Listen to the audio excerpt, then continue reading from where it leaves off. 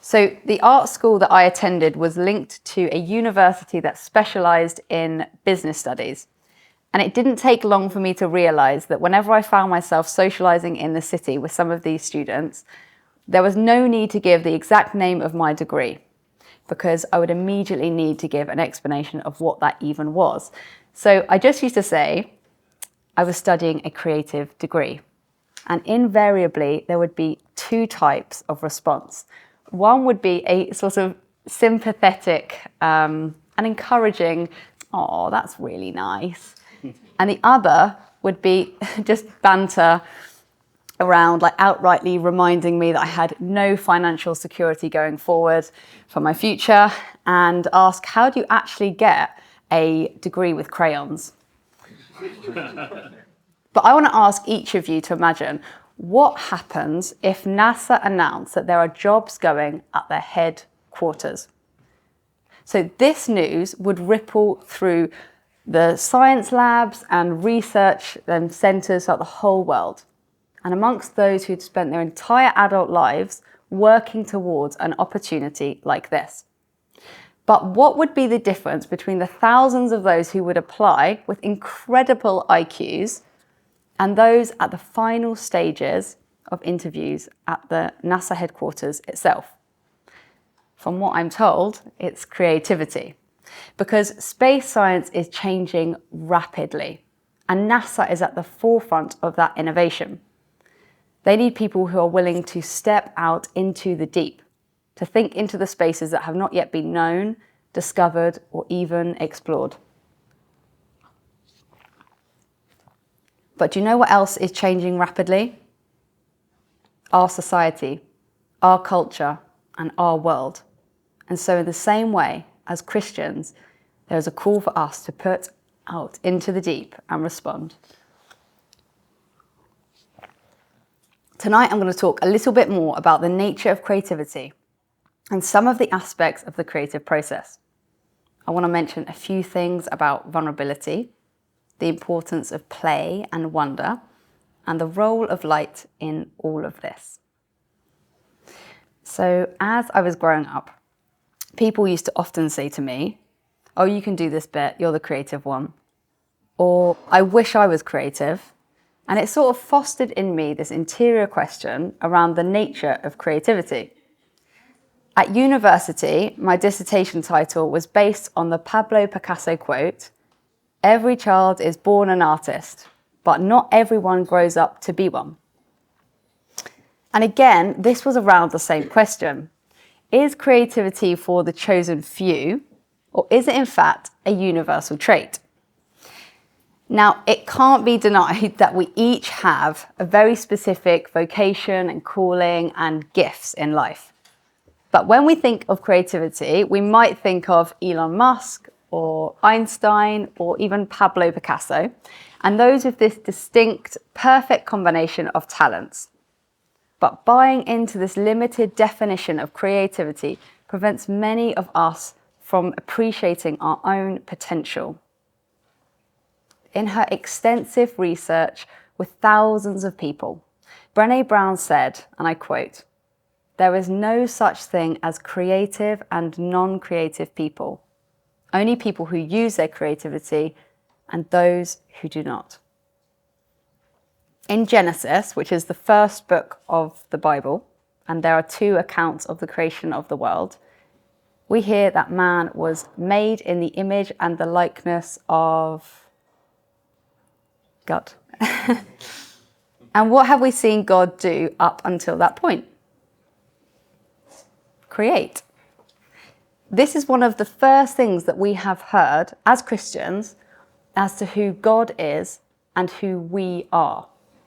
But very rarely have we heard that creativity is part of our inheritance and celebrated as an intrinsic part of our identity. But Pope John Paul II goes even further.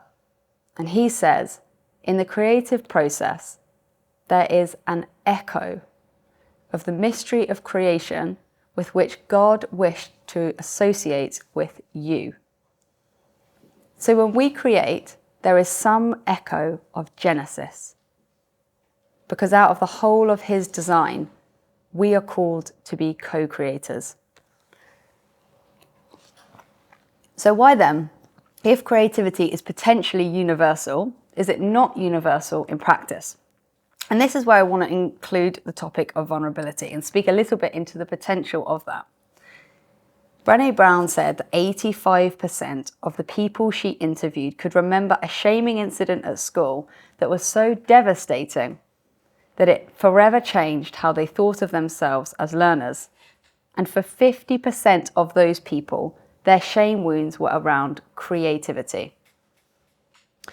When children learn maths at school, there is a right answer and it sits itself at the back of the textbook. But it's not always understood that our creative pursuits need to be looked at in a different way.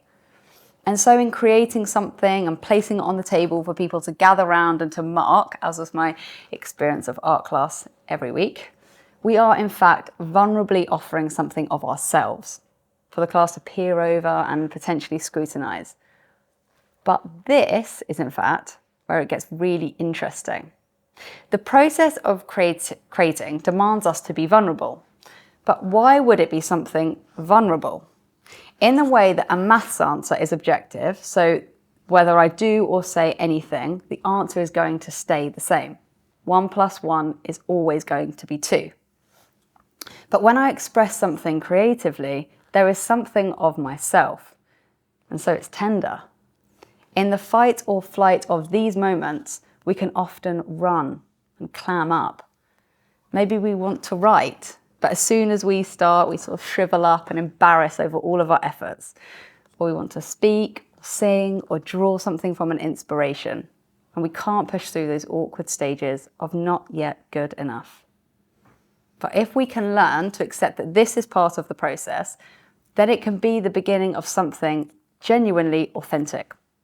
And as John Paul II says, when we enter into this, we can see what God is wanting to associate with us. Do we trust that? Do we trust that He is wanting to say something to us? Are we willing to listen?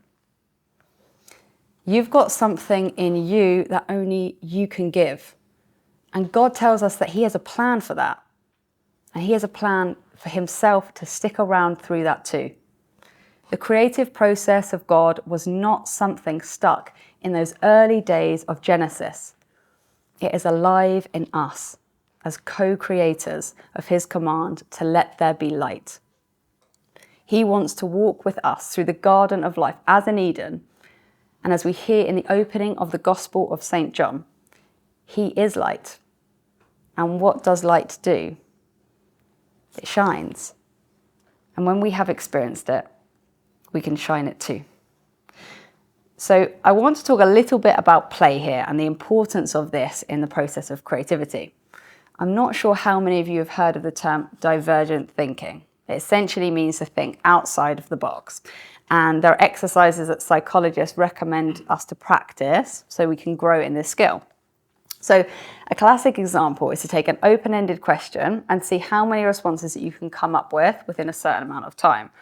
And this is the sort of thing they use to test creativity if you were wondering about the example with NASA earlier. And I want to ask you one of those example questions right now. Okay, so how many uses can you think of for a paperclip? So these are some of the questions that immediately came to mind of people I asked. Holding together pieces of separate paper, classic. Unpicking a lock, hanging a photo frame to a nail, garden wire, holding together broken jewellery, replacing a link in a sandal. That then we can go even further and we can ask, well, what if the paperclip was 1 mile long? What if it was made out of different material? And in a really famous example, they asked this question to 1,600 children when they were 5 years old. Now, these are the exact sorts of questions they ask for high-level thinking too, in terms of measuring creativity. But what percentage of these children, that are 5 years old, do you think were at genius level in their responses? Just like hold your own answer on that one. It's 98%. They took the same children 5 years later. They were 10. Do you think the percentage went up, stayed the same, or dipped? It went down to 30%. What about when those same children were 15? It went to 12%, and when they were 20, it went to 2%. So this might be the perfect point to reflect on Jesus's call to remain as little children, and there are so many angles with which we can reflect on that. But I want to pull out one aspect that is also necessary in the process of creating, and that's play. Children are experts in play. My 2-year-old daughter is able to sit on the floor by me and friends and enter into a world of complete make-believe without being disturbed by any sense of self-awareness, which is really difficult for us as adults. And it's something that artists have to create disciplines around to be able to experience, because it's necessary for creating. But in playing, and that sense of play and being playful, we can remain open in our spirits to discover new things and to have that childlike characteristic wonder and awe. Creativity is not meant to be something that we know the answer to before we begin. And there's an image I find really helpful with regards to this. We hear as Christians that creativity is a gift. I want you all to picture a gift. So I find this really helpful in understanding the creative process, because we often picture something that's wrapped up. So there's an uncovering, there's a surprise, and there's a discovery. And generally, gifts are intentional and they're a positive gesture. So they are from someone and it's intended to be of good will. This is a powerful image in terms of the whole process, because when we say that creativity is a gift, as Christians, we're proclaiming that God has given this to us and that there's an unfolding and a discovery through the days of our life. God is always already waiting to show us something new, and we have opportunities to respond to that. This is a huge part of the creative process as Christians, and this is where creativity is not only a gift of light for ourselves, but in responding to his call, it is also one for others. We can feel the power of this over our life in lots of ways. Have you ever noticed yourself gravitate towards certain songs and then just play them on repeat? Whether we recognized it at the time or we were aware by any measure of degree, there is something in them that we've often been able to relate to, and that we've been recognized in our circumstances through that. Especially when we face something distinct or new, like falling in love or a certain joy, or even something that's hard to navigate. And we can feel alone in these distinct experiences. For many of us, this can be an opportunity to understand our own human experience and also to connect with others and God. About 15 months ago, a family member of mine received a really difficult diagnosis. And I found over the months of processing that I gravitated towards literature and specifically poetry from the first half of the 20th century. Around the time of the First World War, there were loads of themes of loss, and then that surge up to the Second World War when there's this sort of anticipatory grief. And people I have never met, and in fact are long gone, are like good Samaritans to me in that way, in some sense, tending to a wound in me, because they shared some of their pain and in some way helped me to understand my own. We turn on the light when we can't see, and it brings us into reality of the here and the now, which is where we know that God dwells. Creative expressions help us to speak into the underlayers of our human experience. They tap into the essence of what it means to be alive, to feel, to struggle, to rise up again. And it equips me to be a good Samaritan when it sheds light on experiences that I have not personally witnessed or been through. I always remember being so personally moved by an exhibition that I visited as a teenager that showed the photography of people who were homeless. They'd been given film cameras, and for several weeks and months maybe, they had taken pictures through the days and the nights.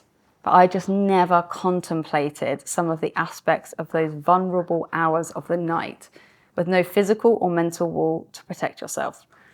And it really moved me in a way to be proactive about that. I actually spent a long time volunteering here at St. Pat's with the homeless outreach. But this is something that can move us. And this ability to share our story is such a great potential of creativity that we have as Christians, because we have a story to tell. Life is not suddenly perfect when we believe in God. Not every glass of water turns into wine. I remember reflecting when I came into my personal faith that I still had many of the difficulties that my friends did, but I had a different understanding of them now. They had a different aftertaste because I had heard a story with a different ending. Beauty moves us. It speaks into the aspirations in us for goodness and for truth. And this is what we can share through our creative pursuits. That the light has come into the world and that darkness cannot overcome it. Thank you.